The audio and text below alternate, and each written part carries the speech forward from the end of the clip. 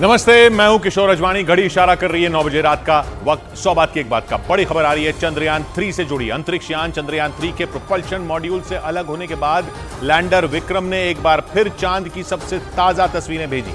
अंतरिक्ष में रिसर्च करने वाली भारत की स्पेस एजेंसी इसरो ने उन तस्वीरों को जारी भी किया जिनमें चांद की सतह पर बड़े गड्ढे और खाली मैदान दिखाई दिया। इसरो की तरफ से यह भी जानकारी दी गई कि ये तस्वीरें उस वक्त ली गई जब लैंडर विक्रम चांद की सतह से करीब 70 किलोमीटर की ऊंचाई पर था।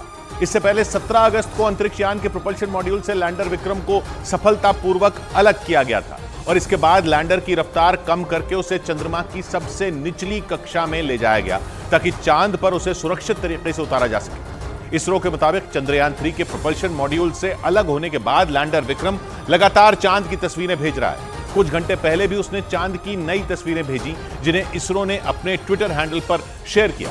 इससे पहले 17 और 19 अगस्त को भी लैंडर ने चंद्रमा की तस्वीरें इसरो तक पहुंचाई थी और इसरो के वैज्ञानिकों के मुताबिक लैंडर ने उन तस्वीरों को उसमें लगे LPDC यानी लैंडर पोजीशन डिटेक्शन कैमरे से लिया था। लेकिन लैंडर ने कुछ घंटे पहले एक बार फिर चांद की नई तस्वीरें भेजी हैं। इसरो के मुताबिक ये तस्वीरें उस वक्त ली गईं जब लैंडर चांद की सतह से 70 किलोमीटर की ऊंचाई पर था। वैज्ञानिकों के मुताबिक ये तस्वीरें चंद्रमा के फार साइड यानी उस हिस्से की है जहां से पृथ्वी की तरफ से कुछ दिखाई नहीं देता। चांद की इन तस्वीरों में अलग अलग जगहों पर मौजूद बड़े बड़े गड्ढे नजर आए जिनमें कुछ तो बेहद भयानक दिखाई दिए। चंद्रयान 3 की भेजी गई तस्वीरों में चांद की सतह कहीं उबड़ खाबड़ दिखी तो कहीं लंबा मैदान नजर आया। और इसरो की तरफ से दी गई जानकारी के मुताबिक चंद्रयान 3 ने चंद्रमा के दक्षिणी ध्रुव पर सुरक्षित तरीके से उतरने के लिए समतल जगह की तलाश शुरू कर दी। 23 अगस्त को शाम 6:04 पर लैंडर विक्रम चांद पर उतरेगा। मतलब अगले कुछ घंटों के बाद भारत चांद की जमीन पर उतरकर इतिहास रच देगा। क्योंकि अगर ऐसा हुआ तो भारत चांद के दक्षिणी ध्रुव पर उतरने वाला दुनिया का पहला देश बन जाएगा। चांद का दक्षिणी ध्रुव मुश्किलों और रहस्यों से भरा है और इसी वजह से वहां पहुंचने में कई देशों के अंतरिक्ष यान फेल हो चुके हैं। 2 दिन पहले ही रूस का अंतरिक्ष यान लूना 25 वहां उतरने की कोशिश में क्रैश हो गया। लेकिन भारत का चंद्रयान 3 चांद पर उतरने के लिए पूरी तरह तैयार है। इसरो के मुताबिक 23 अगस्त को चांद के दक्षिणी ध्रुव पर उतरने के लिए लैंडर विक्रम ने अपने ताकतवर कैमरे से वहां समतल जगह की तलाश तक शुरू कर दी। लैंडर उतरने के लिए ऐसी जगह की तलाश में है जहां बड़े पत्थर और गड्ढे न हो ताकि तय समय पर वो चांद पर सॉफ्ट लैंडिंग कर सके। और चांद पर उतरने वाले चंद्रयान की लैंडिंग को किसी प्लेन की लैंडिंग के जरिए समझा जा सकता है क्योंकि बिना किसी रनवे के किसी प्लेन के लिए भी लैंडिंग करना मुमकिन नहीं, जबकि चंद्रयान की रफ्तार फिलहाल किसी प्लेन की रफ्तार से करीब 60 गुना ज्यादा है। यानी हवा में किसी प्लेन से 60 गुना ज्यादा रफ्तार से उड़ रहे चंद्रयान को बिना किसी रनवे के चंद्रमा की सतह पर लैंडिंग करनी है। ऊपर से जहां लैंडिंग करनी है उस सतह पर बेहिसाब गड्ढे हैं, वो भी फुटबॉल के मैदानों जितने बड़े। चंद्रयान की मौजूदा रफ्तार करीब 60,000 किलोमीटर प्रति घंटा है, यानी हर सेकंड में करीब 1.5 किलोमीटर। इतनी रफ्तार के साथ चंद्रमा की सतह पर उसका उतरना मुमकिन ही नहीं है, जबकि आमतौर पर हवाई जहाजों की रफ्तार 1000 किलोमीटर प्रति घंटा से कुछ कम ही होती है। इसीलिए चंद्रयान की रफ्तार को लैंडिंग से पहले घटाकर करीब 70 किलोमीटर प्रति घंटा तक लाना होगा, यानी लगभग 2 मीटर प्रति सेकंड की रफ्तार। चंद्रयान की रफ्तार में कमी लाने की पूरी प्रक्रिया लैंडिंग के आखिरी 15 मिनट में होगी। और इसरो के वैज्ञानिकों के मुताबिक चंद्रयान 3 की कामयाबी में आखिरी के 15 मिनट ही सबसे अहम साबित होंगे। इसरो के सामने चांद के दक्षिणी ध्रुव पर लैंडर की सॉफ्ट लैंडिंग सबसे बड़ी चुनौती है क्योंकि 2019 में चंद्रयान 2 के लैंडर का संपर्क आखिरी के 15 मिनट के दौरान ही टूट गया था और उस वक्त इसरो ने मिशन की नाकामी को 15 मिनट का आतंक बताया था। एक रिपोर्ट के मुताबिक 2019 में चंद्रयान 2 का लैंडर चंद्रमा की सतह पर करीब 2 किलोमीटर की ऊंचाई तक पहुंच गया था। वहां तक तो सब कुछ ठीक रहा, लेकिन इसके बाद एक छोटी सी तकनीकी गड़बड़ी की वजह से लैंडर क्रैश हो गया था। ये सब कुछ आखिरी के 15 मिनटों में हुआ था। इसलिए चंद्रयान 3 के लिए भी लैंडिंग के दौरान आखिरी के 15 मिनट सबसे अहम होने वाले हैं क्योंकि चांद के दक्षिणी ध्रुव पर लैंडिंग की प्रक्रिया बेहद नाजुक और जटिल है। हालांकि इस बार इसरो ने चंद्रयान 3 के लैंडर को क्रैश होने से बचाने के लिए तमाम इंतजाम किए हैं। यही नहीं, इसरो ने ऐसी तकनीक का इस्तेमाल किया है जिससे इंजन फेल होने पर भी लैंडर चांद पर सुरक्षित उतर जाएगा। लेकिन चंद्रमा के दक्षिणी ध्रुव पर लैंडर विक्रम को उतारने की यह प्रक्रिया बेहद जटिल है। इसी वजह से इसरो के वैज्ञानिकों ने चंद्रयान 2 की नाकामी से सबक लेते हुए इस बार छोटी से छोटी चीज का भी ध्यान रखा क्योंकि चांद के दक्षिणी ध्रुव पर दुनिया का कोई भी देश नहीं पहुंच सका।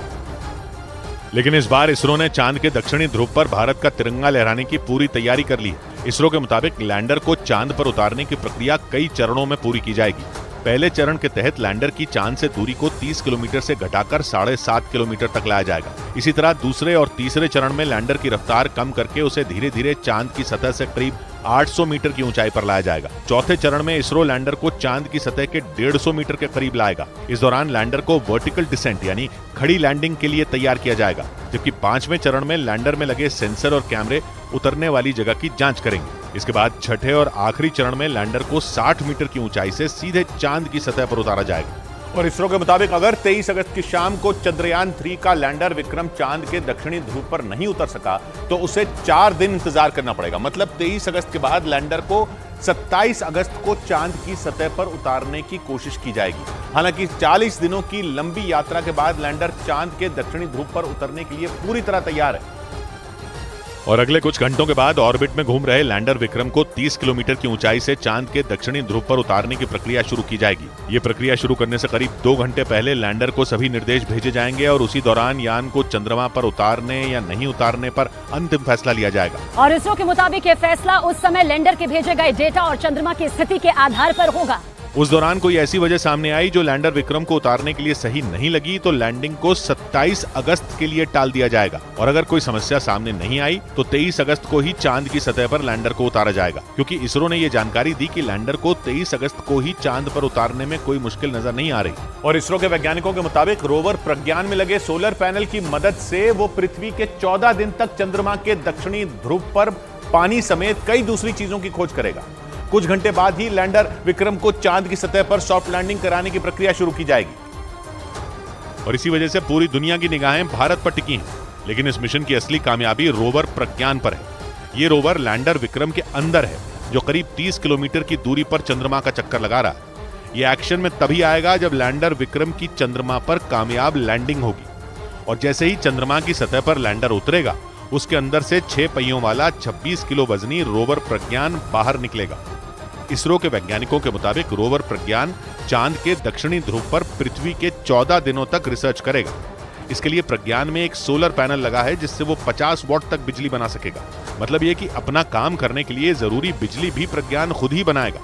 इसके बाद उसमें लगे ताकतवर कैमरे और सेंसर काम करना शुरू कर देंगे, जिनके जरिए हर छोटी से छोटी तस्वीर और जानकारी सीधा इसरो को मिलेगी। और चांद पर न सिर्फ पृथ्वी के 28 दिनों के बराबर दिन और रात होते हैं, बल्कि वहां पृथ्वी की तरह मौसम भी नहीं बदलते। हालांकि चंद्रमा पर पृथ्वी की तरह सूरज की रोशनी पहुंचती है। और इसरो के वैज्ञानिकों के मुताबिक रोवर प्रज्ञान चांद पर सोलर पैनल के जरिए सूरज की रोशनी से ऊर्जा बनाएगा और उसी से वो वहां 14 दिन तक रिसर्च करेगा। लेकिन पृथ्वी की तरह चंद्रमा पर न तो वायुमंडल है और न ही वहां मौसम बदलते हैं, क्योंकि पृथ्वी 23.5 डिग्री झुकी हुई है और इसी वजह से धरती पर मौसम बदलते हैं। लेकिन चंद्रमा के साथ ऐसा नहीं है, क्योंकि चंद्रमा अपनी धुरी पर सिर्फ 1.5 डिग्री तक तिरछा है। इसी वजह से चांद पर पृथ्वी की तरह मौसम नहीं बदलते। इसके अलावा चांद के ध्रुवों पर ऐसे कई इलाके हैं जहां कभी भी सूरज की रोशनी तक नहीं पहुंचती। और इसरो के मुताबिक चंद्रमा की सतह पर सॉफ्ट लैंडिंग के बाद लैंडर और रोवर चांद पर 1 दिन बिताएंगे, जो पृथ्वी के 14 दिनों के बराबर होता है। इसी तरह वहां की एक रात भी पृथ्वी के 14 रातों के बराबर होती है। मतलब चांद पर 1 दिन और 1 रात पृथ्वी के 28 दिनों के बराबर होता है। और इसकी वजह चंद्रमा की घूमने की गति है। जैसे पृथ्वी अपनी धुरी पर घूमती है, जिससे धरती पर दिन और रात होते हैं, वैसे ही चंद्रमा भी अपनी धुरी पर घूमता है। लेकिन चांद के अपनी धुरी पर घूमने की रफ्तार काफी कम है। उसे एक चक्कर पूरा करने में पृथ्वी के 27 दिन 7 घंटे 43 मिनट और 11.5 सेकंड, मतलब करीब 28 दिन का वक्त लगता है। इन 28 दिनों में आधा वक्त ऐसा होता है जब चंद्रमा का आधा हिस्सा सूर्य के सामने होता है और आधे हिस्से में सूर्य की रोशनी नहीं होती। जहां सूर्य की रोशनी नहीं पहुंचती वहां रात होती है, जो पृथ्वी के 14 दिनों के बराबर होती है। और इसी तरह जहां सूर्य की रोशनी पहुंचती है वहां दिन होता है और वो भी पृथ्वी के 14 दिनों तक चलता है। इसी वजह से चंद्रमा पर एक चंद्र दिवस पृथ्वी के 28 दिनों के बराबर होता है। और लैंडर विक्रम के चांद पर मौजूद सबसे मुश्किल जगह दक्षिणी ध्रुव पर सॉफ्ट लैंडिंग करने के बाद इसरो के वैज्ञानिक आने वाले कई दिनों के लिए व्यस्त हो जाएंगे। मतलब आने वाले दिन इसरो के वैज्ञानिकों के लिए चुनौतियों से भरे रहेंगे। हालांकि इस वक्त इसरो के सामने सबसे बड़ी चुनौती चांद के दक्षिणी ध्रुव पर लैंडर विक्रम की सॉफ्ट लैंडिंग है। लैंडिंग के बाद लैंडर से रोवर प्रज्ञान बाहर आएगा और वो वहां पानी की तलाश के साथ दुर्लभ खनिजों की खोज में भी जुट जाएगा। इस दौरान वो लगातार चांद से जुड़ी जानकारी लैंडर विक्रम की मदद से इसरो को भेजना शुरू कर देगा। इसी वजह से 23 अगस्त को लैंडर विक्रम के चांद पर उतरने के बाद इसरो के वैज्ञानिक व्यस्त हो जाएंगे, क्योंकि उनके पास रोवर प्रज्ञान से भेजी गई जानकारी को समझने की बड़ी जिम्मेदारी होगी। इधर चंद्रयान 3 के चांद के दक्षिणी ध्रुव पर उतरते ही वहां पानी की तलाश में वो जुट जाएगा। वैज्ञानिकों ने दावा किया कि अगर चंद्रयान 3 सफलता के साथ चांद के दक्षिणी ध्रुव पर लैंड कर लेता है तो चांद के बारे में उन रहस्यों से पर्दा उठेगा जिनसे दुनिया अब तक अनजान है। जिसका मतलब यह कि चांद के बारे में जितनी जानकारी अब तक दुनिया को पता लगी है, उससे कई गुना ज्यादा जानकारी भारत के मिशन चंद्रयान 3 की सफलता से मिल जाएगी। वैज्ञानिकों का दावा है कि चंद्रयान 3 चांद के सबसे मुश्किल इलाके दक्षिणी ध्रुव पर पानी की तलाश भी करेगा। पहले के जो यान गए हैं वो सब इक्वेटर के पास उतरे हैं, जहाँ की उतरना आसान था, मगर ध्रुव है जहाँ पानी है तो वहाँ उतर के वहाँ की जानकारी निकालना बहुत मुश्किल है। वैज्ञानिकों के मुताबिक दक्षिणी ध्रुव पर कुछ इलाकों में तापमान 0 से 230 डिग्री तक नीचे पहुंच जाता है, यानी -230 डिग्री, जिसका मतलब ये कि वहाँ बर्फ होने की संभावना है। भारत का चंद्रयान 3 इसी का पता लगाने की कोशिश करेगा ताकि उस जगह पानी होने की संभावना पर मोहर लग सके। हालांकि इससे पहले 2008 में भारत के चंद्रयान 1 ने चांद पर पानी होने के सबूत खोजे थे। इस बीच चंद्रमा के करीब पहुंच चुके चंद्रयान से इसरो के वैज्ञानिकों को एक और कामयाबी मिलने की खबर आई। दावा किया जा रहा है कि चंद्रयान 2 का हिस्सा रहा ऑर्बिटर भी अब चंद्रयान 3 की मदद करेगा। एक दिन पहले ही ऑर्बिटर से चंद्रयान 3 की मुलाकात हुई और ऑर्बिटर ने चंद्रयान 3 का स्वागत किया था। ऑर्बिटर भारत के पिछले मून मिशन चंद्रयान 2 का हिस्सा है। वो मिशन तो चांद पर सुरक्षित लैंडिंग करने में नाकाम रहा था, लेकिन ऑर्बिटर अब तक चंद्रमा के चक्कर लगा रहा है। चंद्रयान 2 में ऑर्बिटर की भूमिका काफी कुछ वैसी ही थी जैसी चंद्रयान 3 के प्रोपल्शन मॉड्यूल की है, लेकिन इसरो के वैज्ञानिकों की दिक्कत यह थी कि ऑर्बिटर से संपर्क नहीं हो पा रहा था। जैसे ही चंद्रयान 3 से ऑर्बिटर की मुलाकात हुई, माना जा रहा है कि वो दिक्कत भी खत्म हो गई। माना जा रहा है कि लैंडिंग के दौरान ऑर्बिटर से विक्रम को मदद मिल सकती है। इसके अलावा अगर लैंडिंग कामयाब रही तो रोवर प्रज्ञान को भी ऑर्बिटर के अनुभव से मदद मिल सकती है। और इसरो के वैज्ञानिकों के मुताबिक लैंडर विक्रम में LHDAC यानी lander hazard detection and avoidance camera लगा है, जो चांद की सतह पर उतरने के दौरान लैंडर को खतरों से बचाएगा। 17 अगस्त को प्रोपल्शन मॉड्यूल से अलग होने के बाद लैंडर लगातार अपने ताकतवर कैमरे से चांद की नई तस्वीरें भेज रहा है और 19 अगस्त को लैंडर विक्रम ने इसी ताकतवर कैमरे से चंद्रमा के फार साइड यानी उस हिस्से की तस्वीरें भेजी जो कभी पृथ्वी की तरफ से नहीं दिखता।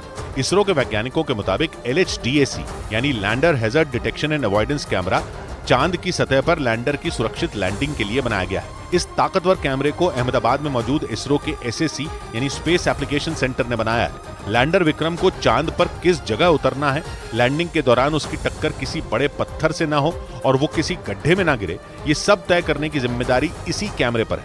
मतलब ये कैमरा लैंडर को उतरने के समय चांद की सतह पर मौजूद खतरों से बचाने के साथ उसकी सुरक्षित लैंडिंग को भी पुख्ता करेगा। उधर इसरो ने जानकारी दी कि चंद्रयान 3 को सफल बनाने के लिए अमेरिकी स्पेस एजेंसी नासा और यूरोपियन स्पेस एजेंसी भी मदद कर रही हैं। ऐसा इसलिए क्योंकि भारत के मिशन पर दुनिया भर की नजरें टिकी हैं और चंद्रयान 3 को सफल बनाने के लिए नासा और यूरोपियन स्पेस एजेंसी भी जुटी हैं। इसरो के मुताबिक चंद्रयान 3 के लॉन्च होने के बाद से ही भारत को इन दोनों स्पेस एजेंसियों का साथ मिल रहा है। चंद्रयान 3 को चांद के दक्षिणी ध्रुव पर सुरक्षित तरीके से लैंड कराने में इनका साथ काफी अहम माना जा रहा है, क्योंकि नासा का एक अंतरिक्ष केंद्र अमेरिका के कैलिफोर्निया में भी है। इसे ऐसे समझें कि पृथ्वी पर एक तरफ भारत है तो दूसरी ओर कैलिफोर्निया। ऐसे में भारतीय अंतरिक्ष केंद्र से जब चांद नहीं दिखेगा तो वहां से जानकारी इकट्ठा कर नासा इसरो को भेजती है। हालांकि नासा से मिले डेटा इसरो के लिए बेहद अहम है। इसी तरह खबर है कि यूरोपियन स्पेस एजेंसी भी अपने उपग्रहों से मिला डेटा भारत के साथ साझा कर रही है, जिससे चंद्रयान 3 को ट्रैक करने और मॉनिटर करने में मदद मिल रही है। क्योंकि तमाम चुनौतियों को पार करते हुए भारत का स्पेसक्राफ्ट चंद्रयान 3 चांद के बेहद करीब पहुंच चुका है। 14 जुलाई को आंध्र प्रदेश के श्रीहरिकोटा से लॉन्च होने के बाद करीब 40 दिन का सफर तय करके चंद्रयान 3 चांद से महज 25 किलोमीटर दूर है और कुछ घंटों बाद वो चांद के उस हिस्से पर उतरने वाला है जहां दुनिया का कोई भी देश अब तक नहीं पहुंच पाया। भारत की स्पेस एजेंसी इसरो के मुताबिक चंद्रयान 3 ने पृथ्वी से करीब 3,84,375 किलोमीटर का सफर तय कर लिया है, यानी वो चांद से सिर्फ 25 किलोमीटर ही दूर है, क्योंकि पृथ्वी से चांद की कुल दूरी 3,84,400 किलोमीटर है। हालांकि चंद्रयान 3 इस वक्त अंडाकार आकार में चांद का चक्कर लगा रहा है, जिसका मतलब ये कि एक चक्कर के दौरान भारत का ये स्पेसक्राफ्ट जब चांद के बिल्कुल नजदीक होता है तो चांद की सतह से इसकी दूरी सिर्फ 25 किलोमीटर होती है और उसी चक्कर में जब वो चांद से दूर जाता है तो दूरी 135 किलोमीटर के करीब हो जाती है। चंद्रयान 3 में ही विक्रम लैंडर मौजूद है, जिसकी मदद से प्रज्ञान रोवर चांद की सतह पर उतरेगा और वहां जांच करेगा। इधर इसरो ने दावा किया कि रूस के लूना 25 के क्रैश होने का कोई असर चंद्रयान 3 पर नहीं होगा।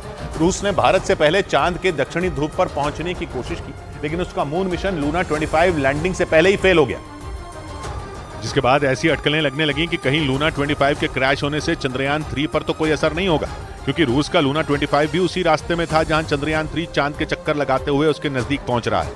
इसी वजह से ऐसी खबरें सामने आने लगी कि कहीं लूना 25 चंद्रयान 3 के लिए खतरा न बन जाए, लेकिन इसरो ने ऐसी किसी भी स्थिति से साफ इनकार कर दिया और भरोसा दिया कि चंद्रयान 3 अपने तय समय पर यानी 23 अगस्त को शाम 6:04 पर चांद पर सुरक्षित लैंडिंग करेगा। हालांकि रूस का लूना 25 चंद्रयान 3 से पहले ही चांद के दक्षिणी ध्रुव पर पहुंचने वाला था और रूस ने वहां इतिहास रचने की पूरी तैयारी कर ली थी। चांद का दक्षिणी ध्रुव वो जगह है जहां अब तक किसी भी देश ने अपने स्पेसक्राफ्ट को नहीं उतारा है, क्योंकि वहां न तो रोशनी है और न ही लैंडिंग के लिए सही जगह। इस बीच इसरो ने जानकारी दी कि चांद के जिस दक्षिणी ध्रुव पर चंद्रयान 3 लैंड करेगा उसमें और वहां के उत्तरी ध्रुव के वातावरण में काफी अंतर है। चांद के दक्षिणी ध्रुव पर पहुंचना सबसे ज्यादा मुश्किल माना जाता है और इसीलिए कोई भी देश वहां अब तक नहीं पहुंच सका। चांद पर भारत से पहले अमेरिका, रूस और चीन पहुंच चुके हैं, लेकिन उनका कोई भी मिशन चांद के दक्षिणी ध्रुव पर नहीं उतरा। इसकी सबसे बड़ी वजह है वहां का वातावरण। इसरो के मुताबिक चांद के दक्षिणी ध्रुव और उत्तरी ध्रुव के वातावरण में बहुत ज्यादा अंतर है। माना जाता है कि दक्षिणी ध्रुव बर्फ से ढका हुआ है और वहां का तापमान -200 डिग्री सेल्सियस तक गिर जाता है। इस तापमान में कोई भी चीज नहीं बच पाती। इसके अलावा अमेरिकी स्पेस एजेंसी नासा वहां बड़े बड़े गड्ढे होने का भी दावा कर चुकी है, जहां कभी भी सूरज की रोशनी नहीं पहुंचती, जबकि उत्तरी ध्रुव पर इतनी ठंड नहीं होती। वैज्ञानिकों के मुताबिक चांद के उत्तरी ध्रुव पर गर्मी है और वहां धूल भी मौजूद है। उधर ब्रिटेन के मीडिया ने दावा किया कि चांद के दक्षिणी ध्रुव पर भारत से पहले पहुंचने के चक्कर में रूस का लूना 25 क्रैश हो गया। इस मिशन के जरिए रूस का स्पेसक्राफ्ट पहली बार चांद के दक्षिणी ध्रुव पर उतरने वाला था, जिसे रहस्यों से भरा माना जाता है। लेकिन रूस अपने मिशन में कामयाब नहीं हो सका। ब्रिटेन के मीडिया के मुताबिक रूस ने भारत से पहले दक्षिणी ध्रुव पर पहुंचने के लिए कई बातों को नजरअंदाज किया, जो बाद में उसकी नाकामी की सबसे बड़ी वजह बन गए। एक दिन पहले ही यह खबर सामने आई कि यूक्रेन जंग की वजह से यूरोपियन स्पेस एजेंसी ने इस मिशन में रूस का साथ नहीं दिया और उसने लूना 25 से अपना एक उपकरण निकाल लिया। दावा किया गया कि इसकी जानकारी पुतिन को भी थी, लेकिन इसके बावजूद वो भारत से पहले चांद के दक्षिणी ध्रुव पर पहुंचने के लिए उतावले थे। इसीलिए उन्होंने अपने मिशन को जल्दबाजी में रवाना कर दिया। लेकिन रूस का मिशन फेल होने के बाद भारत अब चांद के दक्षिणी ध्रुव पर सबसे पहले पहुंचकर इतिहास रचने की तैयारी में। और इस बीच चांद की सतह पर चंद्रयान 3 की लैंडिंग का सीधा प्रसारण उत्तर प्रदेश के सभी सरकारी स्कूलों में दिखाने की तैयारी है। इसके लिए उत्तर प्रदेश के शिक्षा विभाग ने चंद्रयान 3 की लैंडिंग के वक्त स्कूलों को खोलने के आदेश जारी कर दिए, जिसके मुताबिक अंतरिक्ष विज्ञान की इस ऐतिहासिक घटना को दिखाने के लिए 23 अगस्त की शाम को 1 घंटे के लिए उत्तर प्रदेश के सभी सरकारी स्कूल खुले रहेंगे। इस दौरान शाम 5:15 से 6:15 तक चांद की सतह पर चंद्रयान 3 की लैंडिंग का सीधा प्रसारण बच्चों को दिखाया जाएगा। और ये पहला मौका होगा जब उत्तर प्रदेश के सरकारी स्कूल शाम को खुले रहेंगे। शिक्षा विभाग की तरफ से जारी आदेश में बेसिक और माध्यमिक शिक्षा के सभी स्कूलों के प्रिंसिपलों को ये जिम्मेदारी दी गई कि वो लाइव प्रसारण की व्यवस्था करें, ताकि बच्चों में अंतरिक्ष विज्ञान के प्रति जागरूकता बढ़े। इस बीच चंद्रयान 3 की कामयाबी के लिए देश के कई शहरों में हवन पूजन भी चल रहा है। इसी कड़ी में उत्तर प्रदेश के वाराणसी और प्रयागराज में भी लोगों ने मिशन मून की सफलता के लिए मंदिरों में पूजा पाठ किया और भगवान से चंद्रयान 3 की सॉफ्ट लैंडिंग का आशीर्वाद मांगा। वाराणसी के कमच्छा इलाके में मां कामाख्या मंदिर में चंद्रयान 3 की तस्वीरों के साथ पूरे विधि विधान के साथ हवन किया गया। हम लोग लगातार मंदिरों में अखंड हवन पूजन पाठ कर रहे हैं, इस उद्देश्य से कि हमारा जो चंद्रयान 3 है सफलतापूर्वक लैंडिंग हो इसकी। इसी कड़ी में प्रयागराज के श्रीमठ बागंबरी गद्दी में भी हवन पूजन और भगवान भोलेनाथ का रुद्राभिषेक किया गया। मठ के पुजारियों के मुताबिक एक रोज पहले शुरू किया गया ये हवन 23 अगस्त तक चंद्रयान 3 की चांद की सतह पर उतरने तक चलेगा। वाराणसी और प्रयागराज के अलावा देश के कई दूसरे शहरों में भी चंद्रयान 3 की सफलता के लिए पूजा पाठ किया जा रहा है। उधर अमेरिका के कैलिफोर्निया में हिलरी तूफान ने कोहराम मचा दिया। वहां के कई हिस्सों में भारी बारिश होने और जमीन खिसकने की घटनाओं की वजह से लोगों की मुश्किलें बढ़ गईं, जिसकी डराने वाली कुछ तस्वीरें भी सामने आई, जिसमें वहां की एक सड़क किनारे से टूटकर बाढ़ के पानी के साथ बह गई। वो पानी के तेज थपेड़ों को सह नहीं सकी और उसका एक हिस्सा टूटकर पानी में समा गया। जब उस सड़क का हिस्सा टूटा तो उसी वक्त सड़क के दूसरे हिस्से से कई गाड़ियां गुजरती हुई नजर आईं। वहां पानी की रफ्तार इतनी तेज थी कि उसके सामने जो भी आया वो टिक नहीं सका। हिलरी तूफान की वजह से कई इलाकों में भारी बारिश हुई, जिसकी वजह से वहां के नदी और नाले उफान पर आ गए। वहां से एक ऐसी तस्वीर भी सामने आई जिसमें पानी की लहरें कई फीट ऊपर उछाल मारती नजर आईं और कुछ ही पल में वो अपने किनारों को तोड़कर सड़क पर आ गई, जिसके बाद वहां की सड़क पर दरिया बहने लगा। और अमेरिका के कैलिफोर्निया में आए इस तूफान से किसी को नहीं बख्शा। वहां से आई एक तस्वीर में हाईवे पर कीचड़ में कई गाड़ियां फंसी नजर आईं, जिन्हें निकालने में वहां की रेस्क्यू टीम जुट गई। वहां आए हिलरी तूफान की वजह से पानी के साथ आई मिट्टी ने कई सड़कों को ढक दिया और उस कीचड़ में कई गाड़ियां फंस गईं। वहां से जो तस्वीर सामने आई उसमें एक बड़ी गाड़ी कीचड़ के बीचों बीच फंसी नजर आई और वो गाड़ी आधी से ज्यादा कीचड़ में धंस गई। उस गाड़ी में सवार लोग मदद मांगते नजर आए क्योंकि वो गाड़ी कीचड़ में अंदर तक धंसी हुई थी, जिसे वहां से बिना मदद के हिलाना नामुमकिन हो गया। वहां से आई तस्वीरों में हाईवे पर गाड़ियों की लंबी कतार नजर आई क्योंकि तूफान की वजह से उफनती नदियों के पानी के साथ जो मिट्टी बहकर आई उसने पानी उतरने के बाद कीचड़ का रूप ले लिया, जो लोगों के लिए मुसीबत का सबब बन गई। और कैलिफोर्निया ही नहीं बल्कि हिलरी तूफान ने अमेरिका के पड़ोसी देश मेक्सिको में भी कहर बरपाया। वहां भारी बारिश और बाढ़ के बाद हालात डरावने हो गए और वहां की सड़कों पर बाढ़ के पानी ने कोहराम मचा दिया, जिसकी वजह से जगह जगह कई गाड़ियां फंस गईं। वहां की सड़कों पर सुनामी बहती नजर आई। एक तस्वीर में पानी से लबालब भरी सड़क पर कई गाड़ियां डूबी दिखी। कई इलाकों में बारिश और जलभराव की वजह से ट्रैफिक जैम हो गया। सड़क पर गाड़ियों की लंबी लाइन लगी नजर आई जो धीरे धीरे रेंगते हुए अपनी मंजिल की तरफ बढ़ती दिखी। तूफान की वजह से आई तेज आंधी ने भी जमकर तबाही मचाई। उसकी जद में जो भी आया वो जमीन से उखड़ गया। यहाँ तक कि कई बिजली के खंभे भी हवा की रफ्तार की भेंट चढ़ गए, जिसकी वजह से कई इलाकों में बिजली गुल हो गई। इस बीच दक्षिण अमेरिका के देश चिली में भी कई दिनों तक हुई भारी बारिश ने वहां जमकर तबाही मचाई, जिसकी वजह से वहां से 2 लोगों की मौत की खबर भी आई और वहां से जो तस्वीरें सामने आई उनमें हर जगह तबाही और बर्बादी का मंजर नजर आया, क्योंकि वहां ऐसा कोई कोना कोई हिस्सा नजर नहीं आया जिसे सैलाब ने बख्शा हो। तस्वीरों में बारिश का पानी रिहायशी इलाकों में धावा बोलता दिखा। वहां की नदियां उफान पर बहने लगी। सड़कों का हाल कुछ ऐसा हो गया मानो सुनामी के बाद समंदर का पानी बहने लगा हो। कई गाड़ियां पानी में आधी डूबी नजर आईं तो कुछ गाड़ियां सड़कों पर भरे पानी में आगे बढ़ने की जद्दोजहद करती दिखी। बारिश का पानी इमारतों के अंदर तक भर गया, जिसकी वजह से वहां रखा सामान खराब हो गया और वहां रहने वाले लोगों की जान पर बनाई। जिन इलाकों से पानी उतर गया वहां भी बर्बादी और तबाही के निशान साफ दिखे। बताया गया कि ये चिली में 30 साल में आई सबसे भयानक बारिश है, जिसकी वजह से करीब 38,000 घरों में बिजली ठप हो गई। इधर बिहार के मोतिहारी में एक दिन पहले नाग पंचमी पर निकाले गए एक जुलूस में हिंसा छिड़ गई और 2 समुदाय के लोग आपस में भिड़ पड़े। बताया गया कि अफवाह फैलने की वजह से मामला बिगड़ा और फिर दोनों समुदायों के लोग एक दूसरे की जान के दुश्मन बन बैठे। और सामने आई तस्वीरों में जुलूस में हंगामा होता नजर आया। जुलूस में शामिल लोगों पर पत्थरबाजी होती दिखी। ऊपर छत से भी पत्थर चले और उन पत्थरबाजों में नाबालिग भी शामिल थे। बताया गया कि हिंसक झड़प में कुछ लोगों को चोट आई, जिनमें पुलिस वाले भी शामिल हैं। बाद में पुलिस ने सख्ती की, तब जाकर मामला शांत हुआ। मोतिहारी में नाग पंचमी पर निकले जुलूसों में 3 जगह पत्थरबाजी हुई। इस बीच उत्तर प्रदेश के कानपुर से हैरान कर देने वाला एक वीडियो सामने आया, जिसमें एक मोटरसाइकिल वाला एक पुलिस वाले की पिटाई करता नजर आया, जिसका वीडियो सोशल मीडिया पर वायरल हो गया। जिसमें बीच सड़क पर वो मोटरसाइकिल सवार उस पुलिस वाले का कॉलर पकड़कर धक्का मुक्की करता दिखाई दिया। इस दौरान आरोपी ने उस पुलिस वाले के साथ बदसलूकी की और उसकी डंडे से पिटाई करता दिखा। इस दौरान वहां मौजूद लोग बीच बचाव करने की कोशिश भी करते नजर आए, लेकिन वो पुलिस वाले को किसी भी कीमत पर छोड़ने के मूड में नहीं था। इस दौरान एक आदमी ने उसे पकड़ लिया और पुलिस वाले को वहां से भगाने की कोशिश की, लेकिन फिर आरोपी ने दौड़कर उसे दबोच लिया। काफी जद्दोजहद के बाद लोगों ने पुलिस वाले को उसके चंगुल से छुड़ाया। बताया गया कि पुलिस का जवान एक साइकिल पर सवार होकर जा रहा था। इसी दौरान उस मोटरसाइकिल सवार ने उसकी साइकिल में टक्कर मार दी, जिसका उसने विरोध किया तो आरोपी उस पर भड़क गया और देखते ही देखते बात इतनी बिगड़ गई कि वो उसके साथ मारपीट करने लगा। उधर यूरोप में ग्रीस के जंगलों में लगी आग वहां के शहरों तक पहुंच गई, जिसकी वजह से वहां के एवरोस में एक सब अस्पताल को खाली करवाना पड़ा, जिसका एक वीडियो भी सामने आया, जिसमें अस्पताल के कर्मचारी मरीजों को वहां से निकालते नजर आए। वहां से आई एक तस्वीर में कुछ मरीज व्हील चेयर के जरिए एम्बुलेंस तक पहुंचे और फिर उन्हें वहां से ले जाया गया। तस्वीरों में उस अस्पताल के आसपास आग की लपटें साफ नजर आ रही थीं और इसी खतरे को देखते हुए वहां से 65 मरीजों को निकाल लिया गया। हालांकि दमकल कर्मी पिछले 4 दिन से लगातार आग पर काबू पाने की कोशिश में जुटे हैं, लेकिन तेज हवाओं की वजह से आग इतनी ज्यादा फैल चुकी है कि उस पर काबू पाना मुश्किल हो गया। तस्वीरों में जंगलों से आग का गुबार उठता नजर आया, जिसे बुझाने के लिए दमकल कर्मी पानी की बौछार करते दिखे।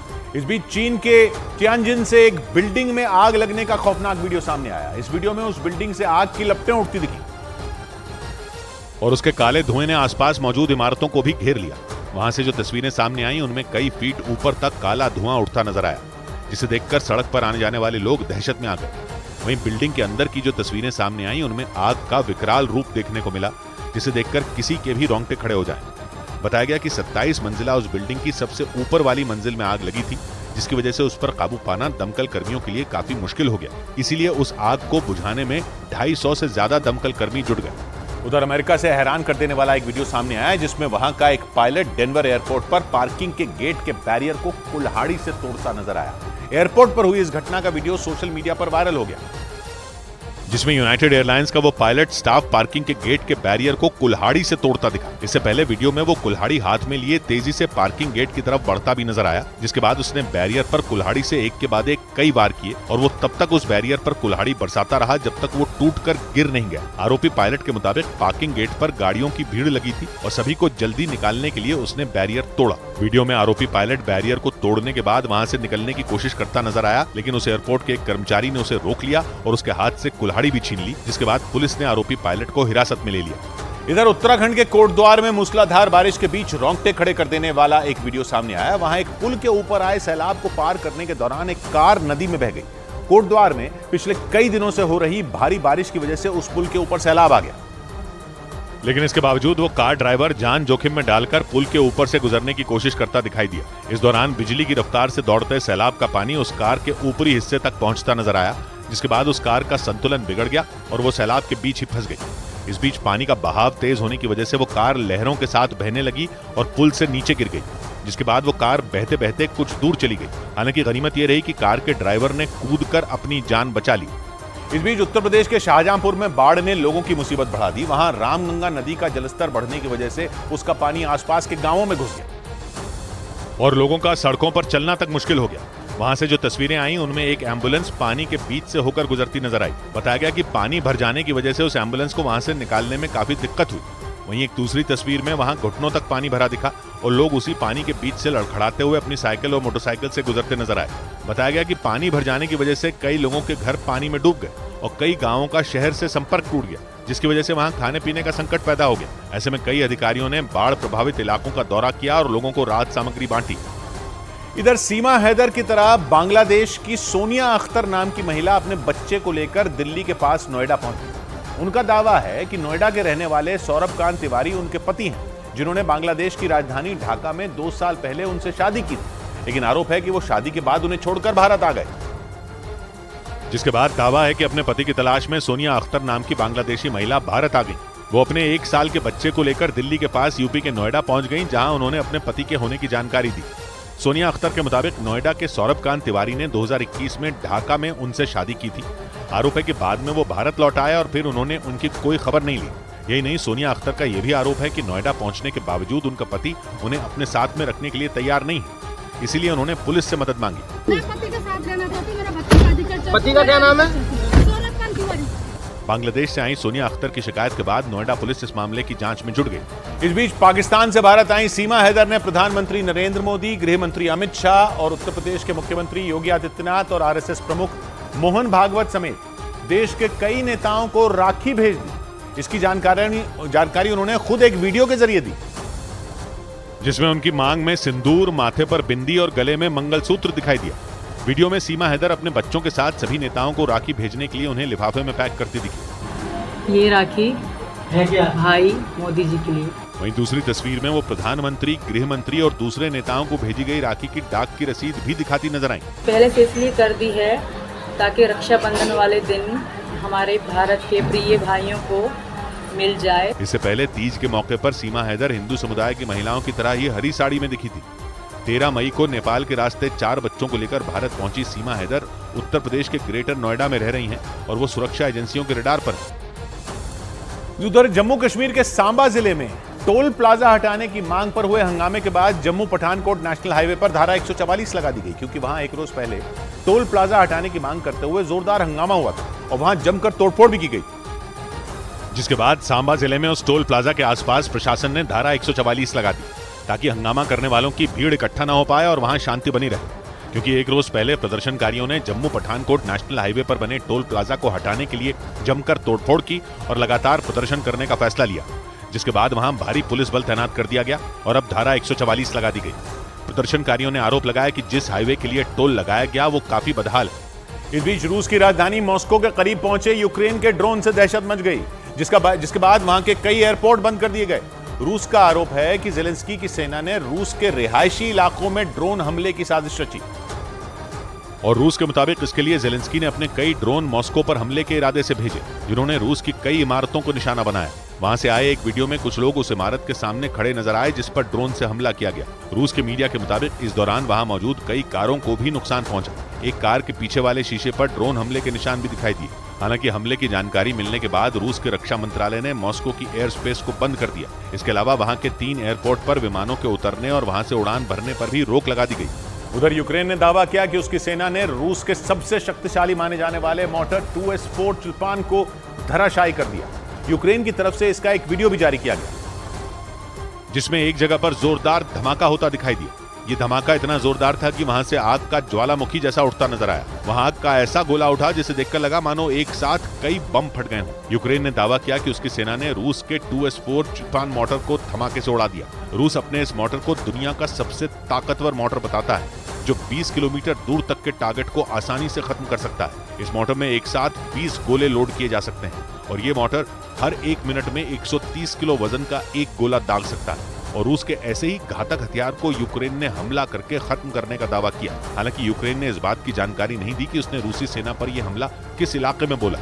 इधर रूस के मीडिया के मुताबिक रूस की सेना ने काला सागर में यूक्रेन की एक नाव को ध्वस्त कर दिया। दावा किया गया कि पिछले महीने पुतिन की ग्रेन डील से निकलने के बाद काला सागर में लड़ाई और तेज हो गई और इसी बीच रूस ने वहां यूक्रेन की उस नाव को तबाह करने का दावा किया। रूस के मीडिया के मुताबिक यूक्रेन की वो नाव काला सागर के रास्ते रूस के कब्जे वाले क्राइमिया की ओर बढ़ रही थी। लेकिन नाव को देखते ही क्राइमिया में मौजूद रूस की फौज अलर्ट हो गई, क्योंकि कुछ दिन पहले भी उस इलाके में रूस ने यूक्रेन की ओर से भेजी गई बारूद से भरी एक नाव को तबाह करने का दावा किया था। रूस के मीडिया के मुताबिक इसीलिए एक बार फिर क्राइमिया की ओर बढ़ती संदिग्ध नाव को देखकर रूस की वायुसेना एक्शन में आ गई और उस नाव को सुखोई Su-30 फाइटर जेट की मदद से ढेर कर दिया। उधर पश्चिमी मीडिया ने दावा किया कि यूक्रेन को लड़ाकू विमान देने के बाद से स्वीडन पलट गया।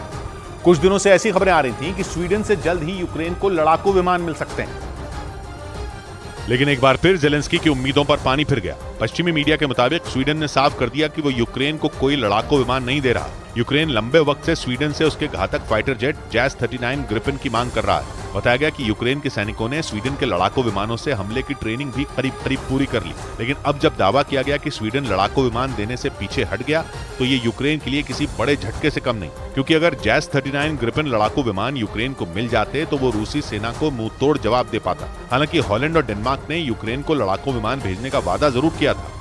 इस बीच रूसी सेना ने काला सागर में स्नेक आइलैंड के करीब अमेरिका की एक जंगी नाव को ढेर करने का दावा किया।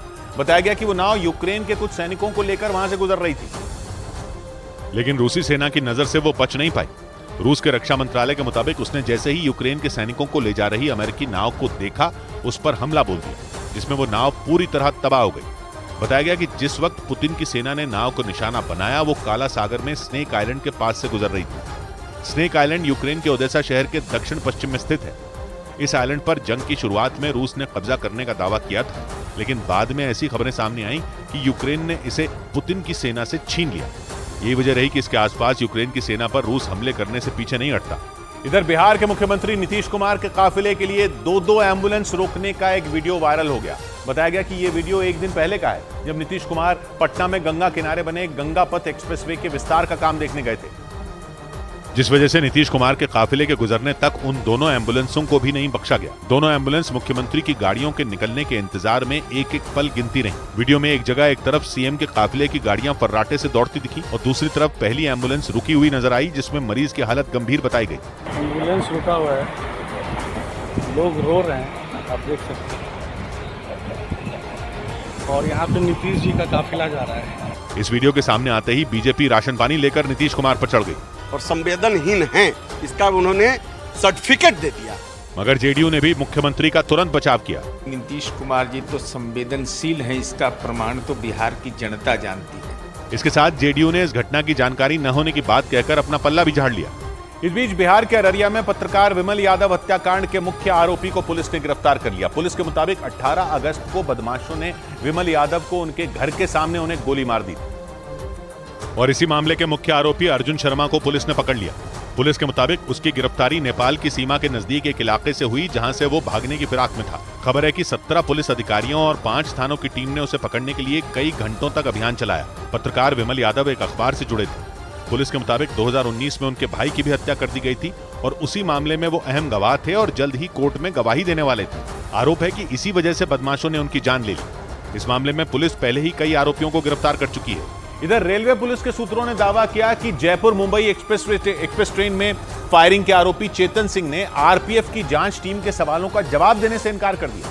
31 जुलाई को जयपुर से मुंबई जा रही ट्रेन में मुंबई के मीरा रोड के पास गोली चली थी, जिसमें आरपीएफ के एक एएसआई समेत 4 लोगों की मौत हो गई थी। ट्रेन की सुरक्षा में तैनात चेतन सिंह पर AK-47 से गोली चलाने का आरोप लगा था, जिसके बाद उसे गिरफ्तार कर जेल भेज दिया गया। ट्रेन गोलीकांड की जांच के लिए आरपीएफ की एक टीम ठाणे जेल में बंद आरोपी चेतन सिंह से पूछताछ करने पहुंची। सूत्रों के मुताबिक उसने आरपीएफ के अफसरों को घटना के बारे में कोई भी जानकारी देने से इनकार कर दिया। रेलवे टीम के सूत्रों ने बताया कि चेतन सिंह ने आरपीएफ टीम के एक भी सवाल का जवाब नहीं दिया।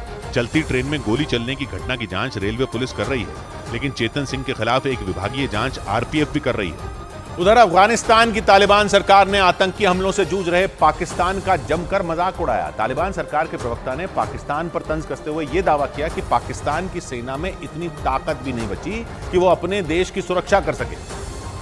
मतलब यह कि तालिबान के प्रवक्ता ने सीधे सीधे पाकिस्तान की सेना को बेकार बता दिया। इस दौरान उन्होंने पाकिस्तान की सेना को सख्त लहजे में चेतावनी भी दे दी। तालिबान ने यह चेतावनी दी कि अगर पाकिस्तान ने दोबारा अपने यहाँ हुए किसी भी आतंकी हमले के लिए उन्हें जिम्मेदार ठहराया तो उसे इसका अंजाम भुगतना होगा।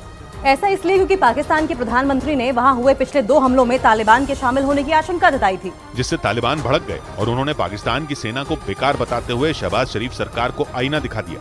इस बीच टीटीपी यानी तहरीके तालिबान पाकिस्तान ने एक बार फिर पाकिस्तानी सेना पर भीषण हमला बोल दिया। पाकिस्तान की सेना टीटीपी के ठिकानों पर पिछले कुछ दिनों से लगातार ड्रोन हमले कर रही है, जिसका बदला लेने का ऐलान टीटीपी ने कुछ दिन पहले ही किया था। और उसी ऐलान के बाद टीटीपी ने पाकिस्तानी सेना की एक टुकड़ी पर इतना जोरदार हमला किया कि पाकिस्तान की सेना के 10 जवानों की मौत हो गई। पाकिस्तानी मीडिया के मुताबिक खैबर पख्तूनख्वा के वजीरिस्तान में टीटीपी के आतंकियों ने वहां गश्त कर रही पाकिस्तानी सेना की गाड़ियों को निशाना बनाया, जिनमें मौजूद 6 जवानों ने वही दम तोड़ दिया, जबकि 4 जवानों की इलाज के दौरान मौत हो गई। पाकिस्तानी सेना के काफिले पर हुए इस भीषण हमले के कुछ देर बाद ही इसकी जिम्मेदारी टीटीपी ने ले ली। पाकिस्तानी मीडिया के मुताबिक टीटीपी ने यह चेतावनी भी दी कि अगर पाकिस्तान की सेना ने अपनी कार्रवाई पर लगाम न लगाई तो उस पर और भीषण हमले होंगे। लेकिन पाकिस्तान की सेना के लिए अकेली मुश्किल नहीं है। सूत्रों ने दावा किया कि पाकिस्तान की सेना के 4 कमांडरों ने वहां के सेना प्रमुख आसिम मुनीर के खिलाफ बगावत कर दी। पाकिस्तानी मीडिया के मुताबिक वहां हालात इतने बिगड़ गए कि सेना ने पाकिस्तान के राष्ट्रपति आरिफ अलवी को नजरबंद कर पाकिस्तान की बागडोर ब्रिगेडियर रैंक के एक अधिकारी को सौंप दी। और सूत्रों के मुताबिक राष्ट्रपति अलवी की जगह वही ब्रिगेडियर पाकिस्तान से जुड़े सारे फैसले ले रहे हैं। आरोप है कि राष्ट्रपति आरिफ अलवी ने सेना से जुड़े एक बिल पर साइन करने से मना कर दिया, जिसके बाद वहां हालात बिगड़ गए। और पाकिस्तानी मीडिया के मुताबिक इसके बाद उन्हें राष्ट्रपति भवन में ही नजरबंद कर लिया गया। वहीं दावा तो यह भी है कि सेना प्रमुख आसिम मुनीर के भरोसेमंद 9 कमांडरों में 4 ने उनके खिलाफ बगावत का बिगुल फूंक दिया। आशंका जताई गई कि इमरान खान पर लिए गए एक्शन की वजह से पाकिस्तानी सेना में बगावत हुई, क्योंकि माना जा रहा है कि इमरान की गिरफ्तारी के बाद ही पाकिस्तानी सेना के कमांडरों के बीच आपसी मतभेद बढ़ गए, जिसके बाद पाकिस्तानी सेना में फूट पड़ने की आशंका जताई जाने लगी। इधर पटना में मामूली बात पर 2 पक्षों के लोग आपस में भिड़ गए और देखते देखते सरेआम उन लोगों ने एक दूसरे पर ताबड़तोड़ फायरिंग कर दी, जिसका हैरान कर देने वाला एक वीडियो सोशल मीडिया पर वायरल हो गया। और सामने आए उस वायरल वीडियो में एक आदमी दिन दहाड़े गोलियां चलाता नजर आया, जिसके बाद वहां दहशत मच गई। लेकिन इसके बाद भी वो आदमी काफी देर तक फायरिंग करता दिखा, जबकि उस आदमी के पीछे कुछ लोग हाथ में डंडे लेकर इधर उधर भागते दिखाई दिए। क्योंकि पटना के बाढ़ इलाके में मामूली बात पर 2 पक्षों के लोग भिड़ गए और थोड़ी ही देर में यह मारपीट हिंसक झड़प में तब्दील हो गई। बताया गया कि झड़प के दौरान दोनों पक्षों के लोगों ने गोलियां चलाई, साथ ही कुछ लोग ईंटें बरसाते भी दिखे। क्योंकि सामने आए उस वीडियो में सड़क पर ईंट और पत्थर भी बिखरे नजर आए। वहीं गोलीबारी की वारदात के बाद पुलिस ने दोनों पक्षों के 27 लोगों के खिलाफ केस दर्ज कर लिया। उधर कर्नाटक के मंड्या में कावेरी नदी का पानी तमिलनाडु को देने के मुद्दे पर गुस्साए किसानों ने जोरदार प्रदर्शन किया। कुछ दिन पहले कावेरी जल प्रबंधन प्राधिकरण ने तमिलनाडु के लिए कावेरी नदी से 10,000 क्यूसेक पानी छोड़ने के निर्देश दिए थे, जिस पर कर्नाटक की सरकार ने ऐतराज जताते हुए इस मामले पर दोबारा विचार करने की अपील की। लेकिन तमिलनाडु की सरकार इसके लिए सुप्रीम कोर्ट पहुंच गई, जिसके बाद सुप्रीम कोर्ट ने इस मुद्दे पर एक पीठ गठित करने का आदेश दे दिया। और इसी बात से गुस्साए कर्नाटक के किसानों ने मंड्या में बेंगलुरु मैसूरू एक्सप्रेसवे पर प्रदर्शन किया। प्रदर्शनकारियों ने बैलगाड़ियों को सड़क पर खड़ा कर दिया और एक्सप्रेसवे पर जाम लगा दिया। किसानों के मुताबिक कम बारिश होने की वजह से नदी पर बने डैम में पहले से ही कम पानी है और पानी छोड़ने पर फसलों को नुकसान होने की आशंका है। इस प्रदर्शन को रोकने के लिए प्रशासन ने वहां बैरिकेडिंग की। इस दौरान पुलिस वाले किसानों को समझाने की कोशिश करते दिखे, लेकिन प्रदर्शन करने वाले किसानों ने उनका विरोध किया और उनके साथ धक्का मुक्की की, जिसके बाद पुलिस ने प्रदर्शनकारियों को हिरासत में ले लिया। इस बीच मध्य प्रदेश के जबलपुर में कांग्रेस के छात्र संगठन एनएसयूआई के कार्यकर्ताओं ने हेलमेट पहनकर प्रदर्शन किया। इन छात्रों ने कुछ दिन पहले भी प्रदर्शन किया था और उस वक्त पुलिस ने उन पर लाठीचार्ज कर दिया था, जिसमें कई छात्र घायल हो गए थे। एनएसयूआई के कार्यकर्ताओं ने उसी घटना के विरोध में प्रदर्शन किया, जिसके लिए एनएसयूआई कार्यकर्ता क्रिकेट किट पहनकर सड़क पर उतरे और हेलमेट और लेग गार्ड पहनकर एसपी के दफ्तर पहुंचे और आरोपी पुलिस कर्मियों पर मुकदमा दर्ज करने की मांग की। प्रदर्शनकारियों ने आरोप लगाया कि जब वो शांति से धरना देने उतरे थे तो उनकी बेरहमी से पिटाई की गई, जिसकी वजह से उनकी जान भी जा सकती थी। ऐसे पुलिसकर्मी ऐसे लाठीचार्ज करेंगे तो हम छात्रों का क्या होगा? हम लोग तो बेरोजगारी की लड़ाई लड़ रहे हैं। छात्रों की शिकायत पर पुलिस ने उन्हें उचित कार्रवाई का भरोसा दिया। पूरा मामला 10 अगस्त का है, जब बेरोजगारी और पटवारी परीक्षा के मुद्दों पर कांग्रेस के छात्र संगठन एनएसयूआई के छात्रों ने कलेक्ट्रेट का घेराव करने की कोशिश की थी। इस दौरान पुलिस के लाठीचार्ज में कई कार्यकर्ता गंभीर रूप से घायल हो गए थे। उधर उत्तर प्रदेश के शाहजहांपुर गोलीकांड का आरोपी पुलिस मुठभेड़ में गिरफ्तार कर लिया गया। उसने सरेआम एक आदमी को गोली मारकर सनसनी फैला दी थी। उस वारदात का एक सीसीटीवी वीडियो भी सामने आया, जिसमें आरोपी एक गली से गुजर रहे आदमी को बेहद करीब से गोली मारते हुए नजर आया। इस वीडियो में घटना के वक्त गली से कुछ लोग भी गुजरते दिखे और इसी बीच वहां से एक आदमी एक बच्ची को कंधे पर बैठाए गली से गुजरता दिखा और उसके ठीक सामने से एक दूसरा आदमी आता नजर आया। जैसे ही दोनों आमने सामने आए, दूसरी तरफ से आ रहे आदमी ने उस पर गोली चला दी, जिससे वो आदमी और बच्ची वहीं जमीन पर गिर पड़े। हालांकि पुलिस ने मुठभेड़ के दौरान गोली चलाने वाले आरोपी को गिरफ्तार कर लिया, जिसके पास से बंदूक भी बरामद कर ली गई। गिरफ्तार किया गया, उसके कब्जे से एक अदद तमंचा प्राप्त हुआ।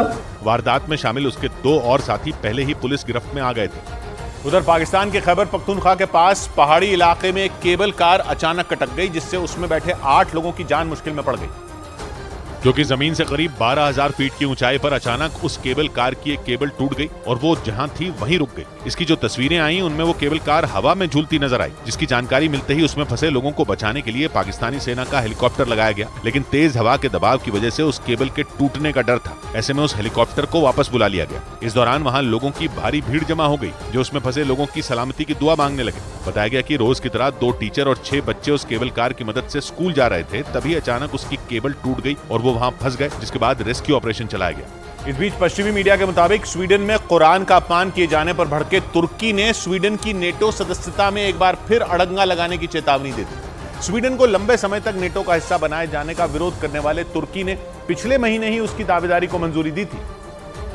लेकिन दावा किया गया कि तुर्की के राष्ट्रपति रजीब तायिप एर्दोआन एक बार फिर स्वीडन पर भड़क गए और उन्होंने स्वीडन में कुरान का अपमान किए जाने की घटनाओं पर नाराजगी जताई। पश्चिमी मीडिया के मुताबिक तुर्की के राष्ट्रपति ने साफ साफ कह दिया कि अगर स्वीडन ने इस तरह की घटनाओं पर लगाम नहीं लगाई तो उसकी नेटो सदस्यता में देरी हो सकती है। यानी स्वीडन को नेटो में शामिल होने के लिए और ज्यादा लंबा इंतजार करना पड़ सकता है, जबकि स्वीडन 31 देशों वाले इस सैन्य संगठन में शामिल होने की मांग पिछले साल से ही कर रहा है। इधर प्याज के निर्यात पर 40% एक्सपोर्ट ड्यूटी लगाने के खिलाफ महाराष्ट्र के नासिक में किसानों ने जमकर विरोध प्रदर्शन किया। वहां देश की सबसे बड़ी प्याज मंडी में नाराज किसानों ने हड़ताल कर प्याज की बिक्री पर रोक लगा दी और नासिक की सड़कों पर जाम लगा दिया। वहां से जो तस्वीरें सामने आई उनमें बड़ी संख्या में किसान प्रदर्शन करते नजर आए। साथ ही वहां की प्याज मंडी के बाहर किसान धरने पर बैठे दिखाई दिए, क्योंकि केंद्र सरकार ने 31 दिसंबर तक प्याज के निर्यात पर 40% एक्सपोर्ट ड्यूटी लगा दी, जिसका मतलब ये हुआ कि विदेशों में प्याज बेचने पर अब किसानों को 40% शुल्क केंद्र सरकार को देना होगा। यही वजह है कि नासिक में किसान सड़कों पर उतर आए और नारेबाजी करते हुए 40% निर्यात शुल्क वापस लेने की मांग की। वहीं मंडियों में प्याज की बिक्री पर भी रोक लगा दी गई, जबकि कई किसान संगठनों के लोग तो प्याज की माला पहनकर जिलाधिकारी के दफ्तर पहुंच गए और वहां विरोध जताया। और इन मामलों में महाराष्ट्र के कृषि मंत्री धनंजय मुंडे ने भी प्याज के निर्यात पर 40% एक्सपोर्ट ड्यूटी लगाए जाने पर चिंता जताई और केंद्रीय मंत्री पीयूष गोयल से मुलाकात की। कांद्याचा प्रश्न आणि कांद्याचे भाव शेतकऱ्यांचे महाराष्ट्रामध्ये खाली यायला लागले, कारण एक्सपोर्ट ड्यूटी जी 40% केली गेलेली आहे, त्यामुळे भाव पडण्याची संशय हा शेतकऱ्याच्या मनात येतोय आणि शेतकरी आज आंदोलन करायला पुढे आलेले आहेत। लेकिन केंद्रीय मंत्री पीयूष गोयल ने किसानों को भरोसा दिया कि उनका नुकसान नहीं होगा। उन्होंने साफ कर दिया कि सरकार किसानों के हितों की रक्षा करेगी। 2410 रुपए प्रति क्विंटल 2410 410 रुपीज पर क्विंटल, जो ऐतिहासिक रेट है। आज तक इतना ऊंचा रेट प्याज का दिया नहीं गया है। ये ऐतिहासिक रेट प्याज का निर्धारित किया गया है, जो NCCF NAFED की क्वालिटी का प्याज होता है, उससे पूरे मार्केट में किसानों को अच्छा दाम मिले, ये हमारा उद्देश्य है। इधर मेरठ में एक आदमी का चलती बस के आगे कूदने का डरा देने वाला एक वीडियो सामने आया, जिसमें वो हाईवे पर तेज रफ्तार में जा रही एक बस के आगे कूदता दिखाई दिया। बताया गया कि जितेंद्र राम का वो आदमी डिप्रेशन के दौर से गुजर रहा था और ऐसी ही हालत में उसने हाईवे पर बस के आगे छलांग लगा दी। इस घटना का जो वीडियो सामने आया उसमें हाईवे पर एक तेज रफ्तार बस गुजरती दिखाई दी। बस के अंदर लगे कैमरे से हाईवे का एक बड़ा हिस्सा नजर आ रहा था और वहां ट्रैफिक नहीं के बराबर था। तभी हाईवे के डिवाइडर पर लगे पौधों के बीच से जितेंद्र दौड़ता हुआ बस के सामने आ गया। बस की टक्कर लगते ही वो उछलकर सड़क पर जा गिरा। इसके बाद जो हुआ, ब्रेक के बाद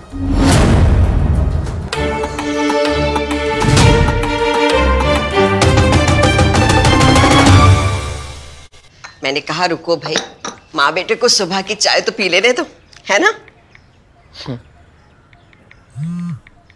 अरे माँ, आप मुझे फोन कर रही हो?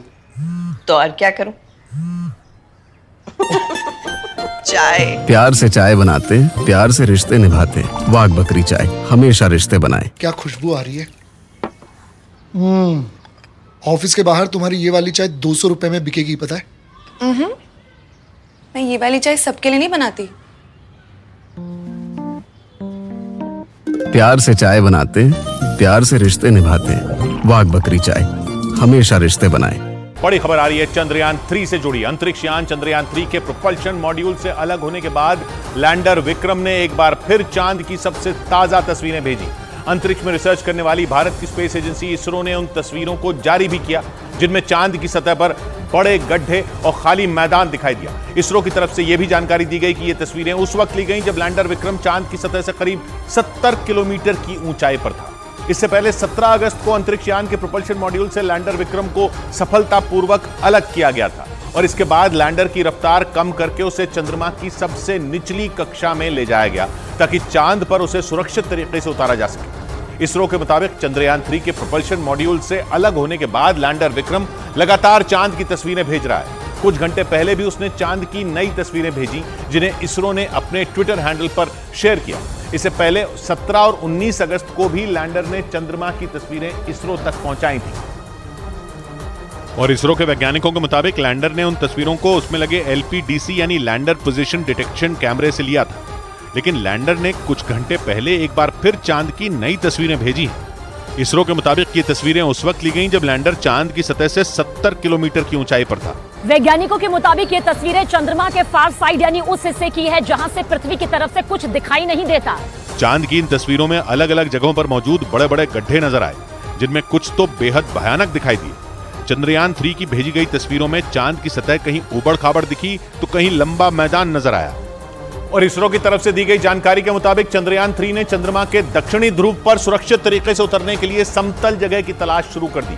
23 अगस्त को शाम 6:04 पर लैंडर विक्रम चांद पर उतरेगा। मतलब अगले कुछ घंटों के बाद भारत चांद की जमीन पर उतरकर इतिहास रच देगा, क्योंकि अगर ऐसा हुआ तो भारत चांद के दक्षिणी ध्रुव पर उतरने वाला दुनिया का पहला देश बन जाएगा। चांद का दक्षिणी ध्रुव मुश्किलों और रहस्यों से भरा है और इसी वजह से वहां पहुंचने में कई देशों के अंतरिक्ष यान फेल हो चुके हैं। 2 दिन पहले ही रूस का अंतरिक्ष यान लूना 25 वहां उतरने की कोशिश में क्रैश हो गया।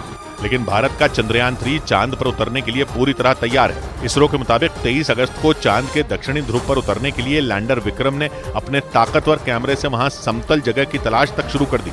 लैंडर उतरने के लिए ऐसी जगह की तलाश में है जहां बड़े पत्थर और गड्ढे न हो, ताकि तय समय पर वो चांद पर सॉफ्ट लैंडिंग कर सके। और चांद पर उतरने वाले चंद्रयान की लैंडिंग को किसी प्लेन की लैंडिंग के जरिए समझा जा सकता है, क्योंकि बिना किसी रनवे के किसी प्लेन के लिए भी लैंडिंग करना मुमकिन नहीं, जबकि चंद्रयान की रफ्तार फिलहाल किसी प्लेन की रफ्तार से करीब 60 गुना ज्यादा है। यानी हवा में किसी प्लेन से 60 गुना ज्यादा रफ्तार से उड़ रहे चंद्रयान को बिना किसी रनवे के चंद्रमा की सतह पर लैंडिंग करनी है। ऊपर से जहां लैंडिंग करनी है उस सतह पर बेहिसाब गड्ढे हैं, वो भी फुटबॉल के मैदानों जितने बड़े। चंद्रयान की मौजूदा रफ्तार करीब 60,000 किलोमीटर प्रति घंटा है, यानी हर सेकंड में करीब 1.5 किलोमीटर। इतनी रफ्तार के साथ चंद्रमा की सतह पर उसका उतरना मुमकिन ही नहीं है, जबकि आमतौर पर हवाई जहाजों की रफ्तार 1000 किलोमीटर प्रति घंटा से कुछ कम ही होती है। इसीलिए चंद्रयान की रफ्तार को लैंडिंग से पहले घटाकर करीब 70 किलोमीटर प्रति घंटा तक लाना होगा, यानी लगभग 2 मीटर प्रति सेकंड की रफ्तार। चंद्रयान की रफ्तार में कमी लाने की पूरी प्रक्रिया लैंडिंग के आखिरी 15 मिनट में होगी। और इसरो के वैज्ञानिकों के मुताबिक चंद्रयान 3 की कामयाबी में आखिरी के 15 मिनट ही सबसे अहम साबित होंगे। इसरो के सामने चांद के दक्षिणी ध्रुव पर लैंडर की सॉफ्ट लैंडिंग सबसे बड़ी चुनौती है, क्योंकि 2019 में चंद्रयान 2 के लैंडर का संपर्क आखिरी के 15 मिनट के दौरान ही टूट गया था। और उस वक्त इसरो ने मिशन की नाकामी को 15 मिनट का आतंक बताया था। एक रिपोर्ट के मुताबिक 2019 में चंद्रयान 2 का लैंडर चंद्रमा की सतह पर करीब 2 किलोमीटर की ऊंचाई तक पहुंच गया था। वहां तक तो सब कुछ ठीक रहा, लेकिन इसके बाद एक छोटी सी तकनीकी गड़बड़ी की वजह से लैंडर क्रैश हो गया था। ये सब कुछ आखिरी के 15 मिनटों में हुआ था। इसलिए चंद्रयान 3 के लिए भी लैंडिंग के दौरान आखिरी के 15 मिनट सबसे अहम होने वाले हैं, क्योंकि चांद के दक्षिणी ध्रुव पर लैंडिंग की प्रक्रिया बेहद नाजुक और जटिल है। हालांकि इस बार इसरो ने चंद्रयान 3 के लैंडर को क्रैश होने से बचाने के लिए तमाम इंतजाम किए हैं। यही नहीं, इसरो ने ऐसी तकनीक का इस्तेमाल किया है जिससे इंजन फेल होने पर भी लैंडर चांद पर सुरक्षित उतर जाएगा। लेकिन चंद्रमा के दक्षिणी ध्रुव पर लैंडर विक्रम को उतारने की यह प्रक्रिया बेहद जटिल है। इसी वजह से इसरो के वैज्ञानिकों ने चंद्रयान 2 की नाकामी से सबक लेते हुए इस बार छोटी से छोटी चीज का भी ध्यान रखा, क्योंकि चांद के दक्षिणी ध्रुव पर दुनिया का कोई भी देश नहीं पहुंच सका। लेकिन इस बार इसरो ने चांद के दक्षिणी ध्रुव पर भारत का तिरंगा लहराने की पूरी तैयारी कर ली है। इसरो के मुताबिक लैंडर को चांद पर उतारने की प्रक्रिया कई चरणों में पूरी की जाएगी। पहले चरण के तहत लैंडर की चांद से दूरी को 30 किलोमीटर से घटाकर 7.5 किलोमीटर तक लाया जाएगा। इसी तरह दूसरे और तीसरे चरण में लैंडर की रफ्तार कम करके उसे धीरे धीरे चांद की सतह से करीब 800 मीटर की ऊंचाई पर लाया जाएगा। चौथे चरण में इसरो लैंडर को चांद की सतह के 150 मीटर के करीब लाएगा। इस दौरान लैंडर को वर्टिकल डिसेंट यानी खड़ी लैंडिंग के लिए तैयार किया जाएगा, जबकि 5वें चरण में लैंडर में लगे सेंसर और कैमरे उतरने वाली जगह की जांच करेंगे। इसके बाद छठे और आखिरी चरण में लैंडर को 60 मीटर की ऊंचाई से सीधे चांद की सतह पर उतारा जाएगा। और इसरो के मुताबिक अगर 23 अगस्त की शाम को चंद्रयान 3 का लैंडर विक्रम चांद के दक्षिणी ध्रुव पर नहीं उतर सका तो उसे 4 दिन इंतजार करना पड़ेगा। मतलब 23 अगस्त के बाद लैंडर को 27 अगस्त को चांद की सतह पर उतारने की कोशिश की जाएगी। हालांकि 40 दिनों की लंबी यात्रा के बाद लैंडर चांद के दक्षिणी ध्रुव पर उतरने के लिए पूरी तरह तैयार है। और अगले कुछ घंटों के बाद ऑर्बिट में घूम रहे लैंडर विक्रम को 30 किलोमीटर की ऊंचाई से चांद के दक्षिणी ध्रुव पर उतारने की प्रक्रिया शुरू की जाएगी। ये प्रक्रिया शुरू करने से करीब 2 घंटे पहले लैंडर को सभी निर्देश भेजे जाएंगे और उसी दौरान यान को चंद्रमा पर उतारने या नहीं उतारने पर अंतिम फैसला लिया जाएगा। और इसरो के मुताबिक ये फैसला उस समय लैंडर के भेजे गए डेटा और चंद्रमा की स्थिति के आधार पर होगा।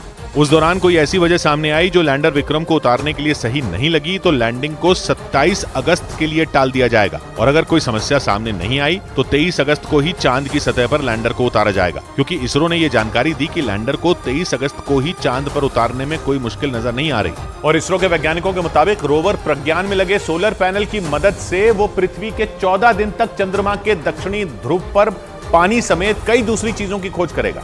कुछ घंटे बाद ही लैंडर विक्रम को चांद की सतह पर सॉफ्ट लैंडिंग कराने की प्रक्रिया शुरू की जाएगी। और इसी वजह से पूरी दुनिया की निगाहें भारत पर टिकी हैं। लेकिन इस मिशन की असली कामयाबी रोवर प्रज्ञान पर है।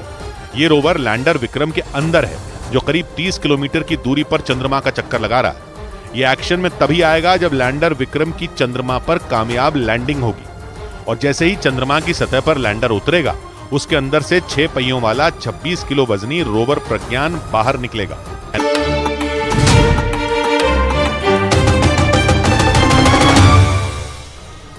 ब्रेकिंग न्यूज आ रही है। इजरायल और ईरान के बीच टकराव से जुड़ी अमेरिकी मीडिया के मुताबिक दोनों देशों के बीच जंग जैसे हालात बन गए हैं, क्योंकि इजरायल ने एक रोज पहले वेस्ट बैंक में हुए हमले के लिए सीधे तौर पर ईरान को जिम्मेदार ठहरा दिया। इतना ही नहीं, इजरायल ने दावा किया कि ईरान की वजह से ही इजरायल में बीते कुछ महीनों में हमले बढ़ गए। खबर के मुताबिक इसी गुस्से में इजरायल ने सीरिया में चरमपंथी संगठन हिजबुल्लाह के 3 ठिकानों पर हमले बोले।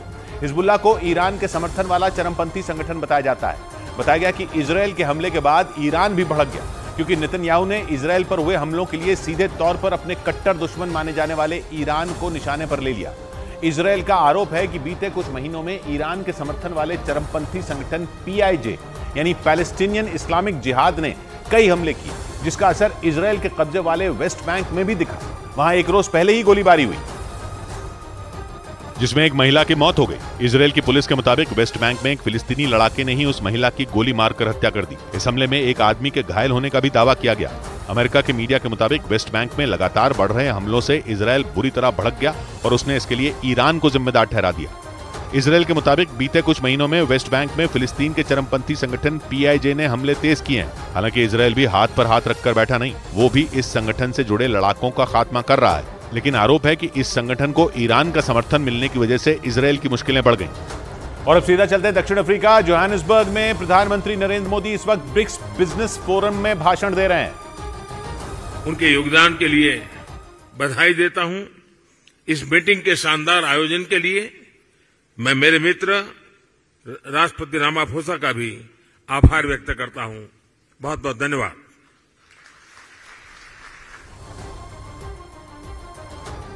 ब्रिक्स सम्मेलन में प्रधानमंत्री मोदी पहुंचे हुए हैं, वहां वो बिजनेस फोरम में इस वक्त भाषण दे रहे थे। उधर इजरायल ने दावा किया कि उसने सीरिया की राजधानी दमिश्क में मिसाइलें बरसा दी।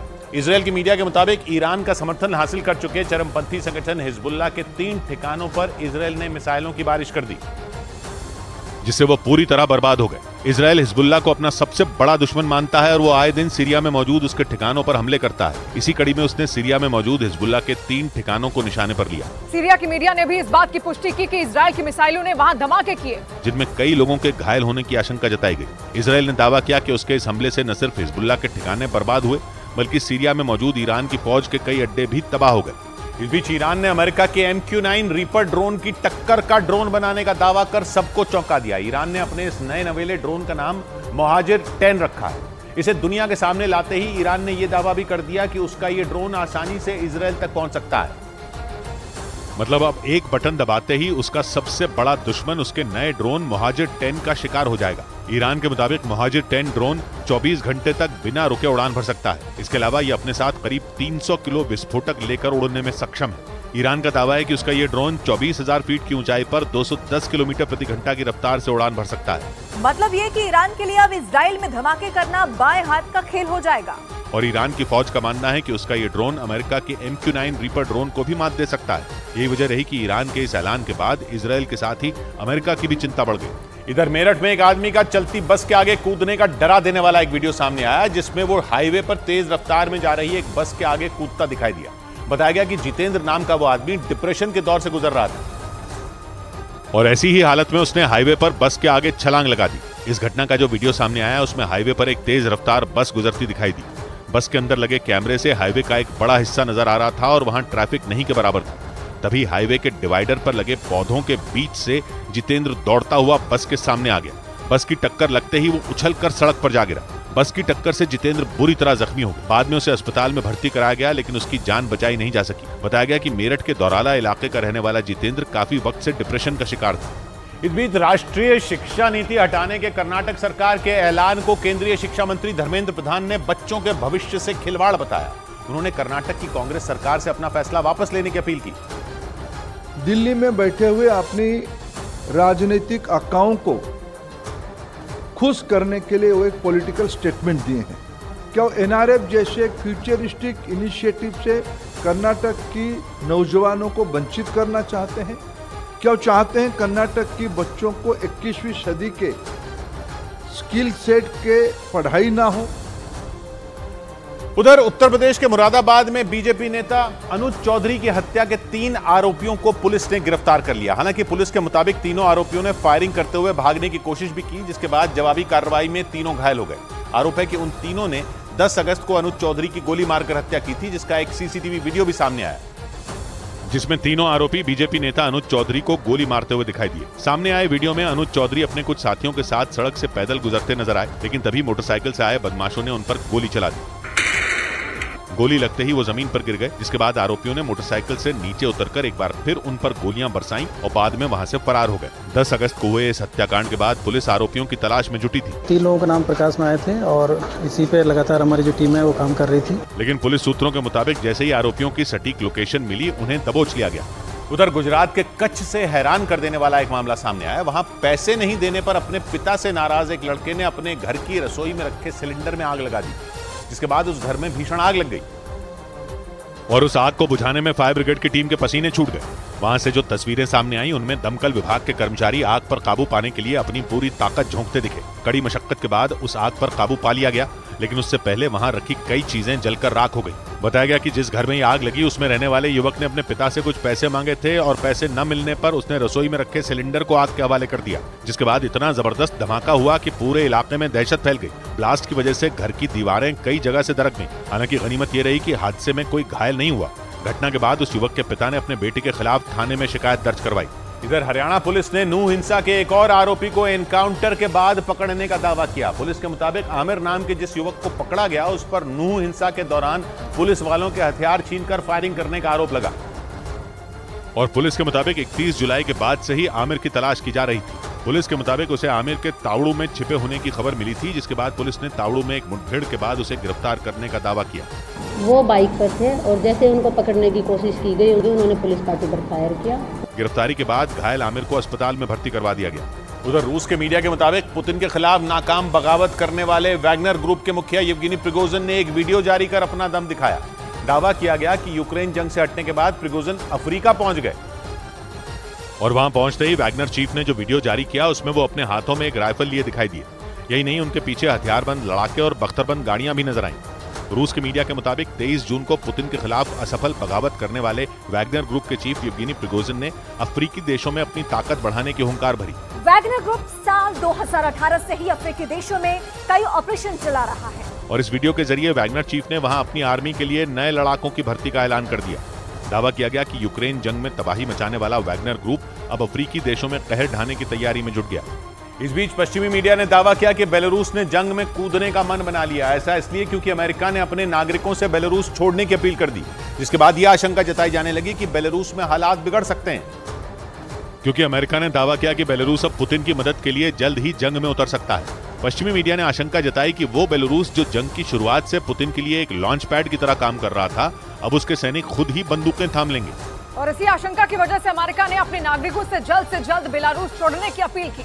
इससे पहले लिथुआनिया, पोलैंड और लातविया बेलारूस से लगने वाली अपनी अपनी सीमाओं को बंद कर चुके हैं और अब अमेरिका ने अपने नागरिकों से बेलारूस छोड़ने की अपील कर दी, जिसके बाद यह आशंका जताई जाने लगी कि बेलारूस के खिलाफ जल्द ही कोई बड़ा एक्शन लिया जा सकता है। उधर 4 दिन के विदेश दौरे पर गए प्रधानमंत्री दक्षिण अफ्रीका के जोहानिसबर्ग पहुंच गए। प्रधानमंत्री वहां 15वें ब्रिक्स शिखर सम्मेलन में हिस्सा लेंगे। ब्रिक्स 5 देशों का संगठन है, जिसमें ब्राजील, रूस, भारत, चीन और दक्षिण अफ्रीका शामिल है। इस सम्मेलन में हिस्सा लेने के बाद प्रधानमंत्री यूरोप के देश ग्रीस जाएंगे। 1983 के बाद यह पहला मौका होगा जब भारत का कोई प्रधानमंत्री ग्रीस पहुंचेगा। इसे प्रधानमंत्री की विदेश नीति का एक अहम हिस्सा माना जा रहा है, क्योंकि दुनिया इस समय भारत को विश्व मित्र की भूमिका में देख रही है। 15वें ब्रिक्स शिखर सम्मेलन के बाद प्रधानमंत्री सीधा ग्रीस पहुंचेंगे, यानी एक ऐसे देश जहां पिछले 40 साल में भारत का कोई प्रधानमंत्री नहीं गया। लेकिन प्रधानमंत्री वहां जाएंगे जिससे भारत और ग्रीस के कूटनीतिक रिश्ते मजबूत होंगे। यही नहीं, जानकार मानते हैं कि प्रधानमंत्री के ग्रीस दौरे से दुनिया को संदेश जाएगा कि भारत को अलग अलग देशों से तालमेल बिठाना आता है और वो केवल कुछ गिने चुने देशों से नहीं बल्कि छोटे बड़े हर देश से रिश्ते मजबूत कर रहा है। और ग्रीस उन देशों में शामिल है जहां प्रधानमंत्री के स्वागत की खास तैयारियां की गई। वहां भारत और ग्रीस के प्रतिनिधिमंडल की बातचीत होगी। साथ ही प्रधानमंत्री ग्रीस में रहने वाले भारतीय लोगों से भी मुलाकात करेंगे। पिछले कुछ साल में भारत ने ग्रीस के साथ अपने रिश्ते बेहतर किए हैं और प्रधानमंत्री के ग्रीस दौरे से भारत और ग्रीस के रिश्ते और मजबूत होंगे। वो वहां ग्रीस के प्रधानमंत्री के न्योते पर जा रहे हैं और मुमकिन है कि इस दौरान दोनों देशों के बीच हथियारों की डील पर भी बात हो। साथ ही दोनों देशों के बीच रणनीतिक साझेदारी पर भी बात हो सकती है, जिसका मतलब ये हुआ कि भारत का फोकस ग्रीस के साथ द्विपक्षीय रिश्ते बेहतर करने पर होगा। इससे पहले प्रधानमंत्री मिस्र और पपुआ न्यू गिनी जैसे देशों का दौरा करके ये संदेश दे चुके हैं कि भारत के लिए हर देश की अहमियत है। अपने कार्यकाल में प्रधानमंत्री ने अफ्रीका के कई देशों का दौरा किया। जून में हुए उनके मिस्र के दौरे ने तो दुनिया का ध्यान अपनी ओर खींच लिया था, क्योंकि करीब 26 साल बाद कोई प्रधानमंत्री मिस्र पहुंचा था। यही नहीं, प्रधानमंत्री दक्षिण अमेरिकी देश ब्राजील और अर्जेंटीना भी गए। उन्होंने मध्य एशिया के देशों का भी दौरा किया। साथ ही वो वियतनाम जैसे पूर्वी एशिया के छोटे देश भी पहुंचे। पपुआ न्यू गिनी के पीएम का भारत के प्रधानमंत्री का पैर छूना तो पूरी दुनिया में चर्चा का मुद्दा बन गया था। यानी भारत की विश्व मित्र की भूमिका मजबूत हुई, क्योंकि उन्होंने केवल अमेरिका, यूके, चीन और रूस की यात्रा पर फोकस नहीं किया, बल्कि भारत के रिश्ते छोटे और बड़े हर देश से सुधारने पर ध्यान दिया। उधर 15वें ब्रिक्स सम्मेलन में शामिल होने दक्षिण अफ्रीका के जोहानिसबर्ग पहुंचे प्रधानमंत्री का वहां अलग अंदाज में स्वागत हुआ। प्रधानमंत्री ने वहां भारतीय समुदाय के लोगों से भी मुलाकात की और इस दौरान उनका आध्यात्मिक अंदाज में स्वागत किया गया। वहां गेरुए कपड़े में मौजूद संतों ने संस्कृत श्लोकों से उनका अभिनंदन किया। इस खास स्वागत से प्रधानमंत्री बेहद प्रभावित दिखाई दिए।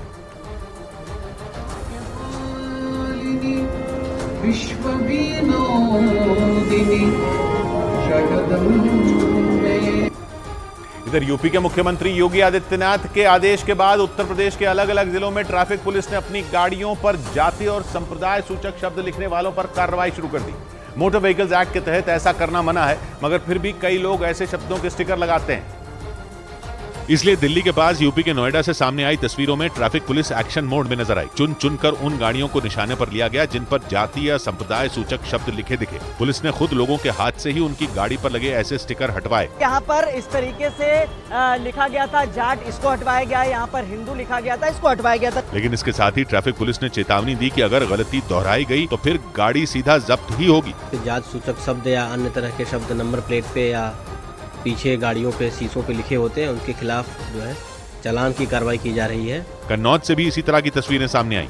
उधर झारखंड के पश्चिमी सिंहभूम जिले से दिल दहला देने वाला एक मामला सामने आया। वहां नक्सलियों के बिछाए बम की चपेट में आकर एक आदमी की मौत हो गई। इस हादसे का एक वीडियो सामने आया जिसमें जंगल के अंदर एक धमाका होता दिखाई दिया। पुलिस के मुताबिक इसी ब्लास्ट की चपेट में आकर उस आदमी की मौत हुई।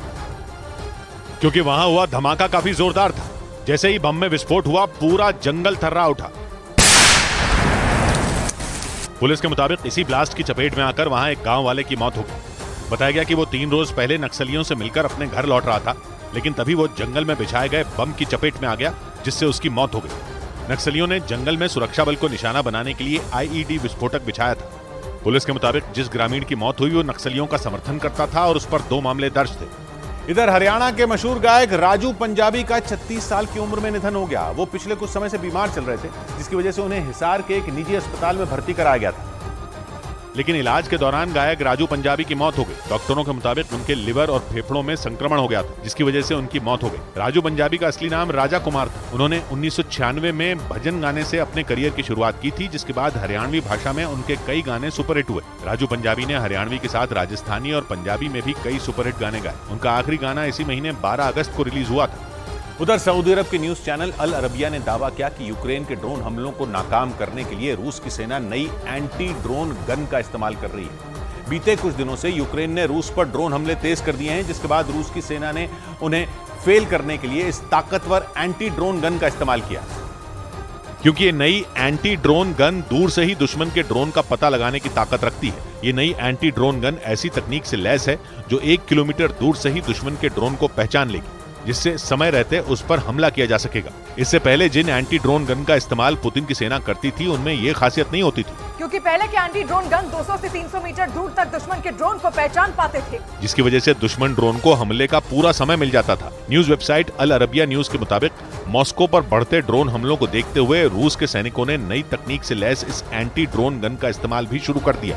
इस बीच पश्चिमी मीडिया के मुताबिक अमेरिका, दक्षिण कोरिया और जापान के साथ आने से भड़के चीन ने ताइवान को घेर कर बारूद की बारिश कर दी। दावा किया गया कि चीन की सेना ने ताइवान के बॉर्डर के करीब एक बड़ी मिलिट्री ड्रिल की, जिसमें चीन की सेना ने दुश्मन को हवा और समंदर में ढेर करने का अभ्यास किया। इस अभ्यास में चीन की नौसेना के युद्धपोतों और पनडुब्बियों के साथ साथ उसके ताकतवर लड़ाकू विमान भी शामिल हुए। पश्चिमी मीडिया के मुताबिक 2 रोज पहले अमेरिका के राष्ट्रपति जो बाइडेन, जापान के प्रधानमंत्री और दक्षिण कोरिया के राष्ट्रपति के साथ एक शिखर सम्मेलन में शामिल हुए, जिसमें तीनों देशों के नेताओं ने ताइवान के मामले पर चीन को घेरने की कोशिश की। दावा किया गया कि इसी बात से चीन भड़क गया और उसने ताइवान को चारों तरफ से घेर कर ऐसा सैन्य अभ्यास किया कि ताइवान में हड़कंप मच गया। इतना ही नहीं, ताइवान की सेना ने तो यहाँ तक आरोप लगाया कि सैन्य अभ्यास के दौरान चीन के 45 लड़ाकू विमानों ने उसके बॉर्डर में घुसपैठ की। हालांकि दावा किया गया कि ताइवान की सेना के किसी एक्शन से पहले ही चीन के वो विमान उसकी सरहद से लौट गए।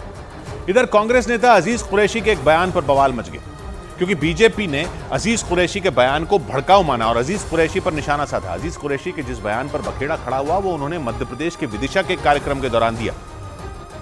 हम एक हद तक बर्दाश्त कर देंगे, लेकिन जब पानी हद से गुजर जाएगा तो मुसलमान ने हाथों में चूड़ियाँ नहीं पहन रखी, तलवार भाई तलवार से पकड़ रखी। 22 करोड़ लोगों में अगर करोड़ लोग मर जाए, कोई हद की बात नहीं। और ये एक घोर सांप्रदायिक बयान है और मुस्लिम तुष्टीकरण का उनका बयान है, और ऐसा करके सनातन हिंदू धर्म की भावनाओं से खिलवाड़ उन्होंने किया है। और ये अपराध की संज्ञा में आता है।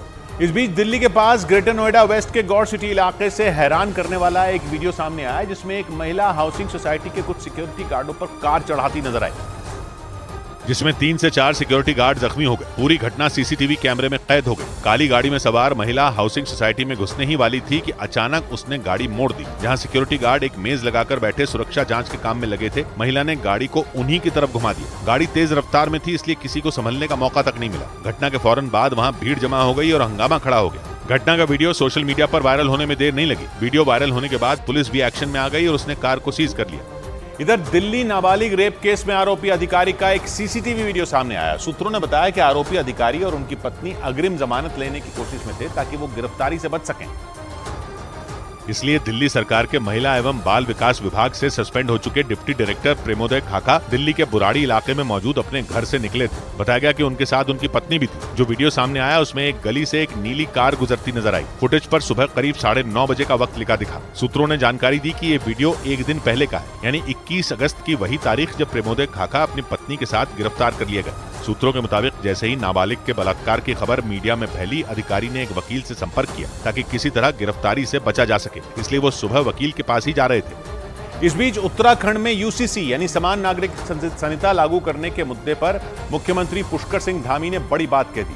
उन्होंने बताया कि यूनिफॉर्म सिविल कोड पर 2 लाख से ज्यादा लोगों का सुझाव लेने के बाद जो कमेटी बनाई गई थी वो जल्द ही अपना ड्राफ्ट सौंपेगी। सबसे बात करने के बाद कमेटी अपना संकलन कर रही है और संकलन करते ही जो है, चूंकि उनका पूरा संकलन जैसे ही हो जाएगा तो हमको ड्राफ्ट मिलेगा। उत्तराखंड की देवतुल्य जनता ने हमको मैंडेट ही इस पर दिया है कि आप बनाइए इसको।